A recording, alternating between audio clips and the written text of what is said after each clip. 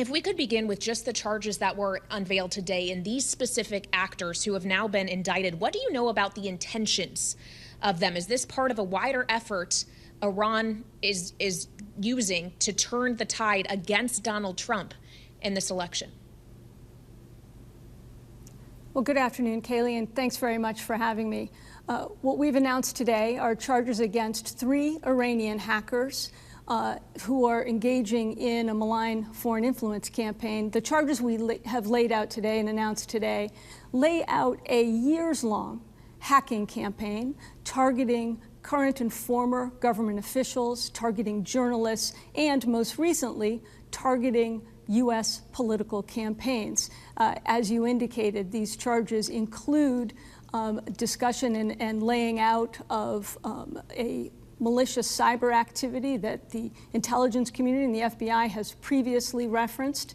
These efforts included malicious Iranian cyber actors sending unsolicited emails to individuals then associated with the campaign of President Biden, and those emails contained stolen excerpts of stolen non-public material from the Trump campaign. I should point out, Kayleigh, that there's no indication that the recipients replied to those emails. To your question about intent, the hackers made clear in their very own words, and we've laid this out in the charging document we unsealed today, and that intent is to undermine the campaign of former President Trump in advance of the election. And I wonder, ma'am, how you see these efforts differing or working in tandem with the efforts of other adversaries, be it Russia or China, for example. Are they working in concert, or are they all working in different ways with similar motives?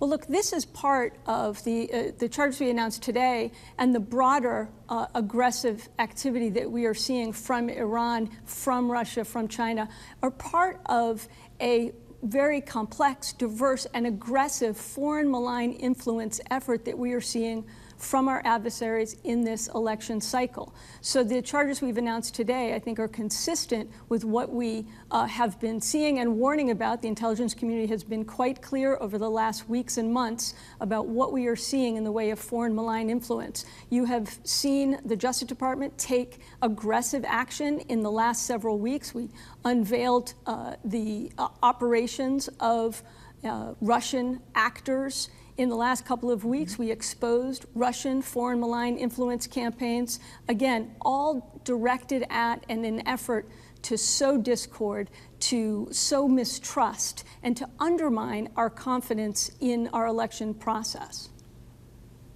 Well, of course, what you're alluding to, the seizure of dozens of domains that the DOJ is alleging have been propagating Russian-backed efforts to spread foreign malign influence, including around the presidential election. I believe there were some 32 of those domains. Ma'am, how far does that web go, and what else is Russia specifically doing? Are you seeing it having an impact?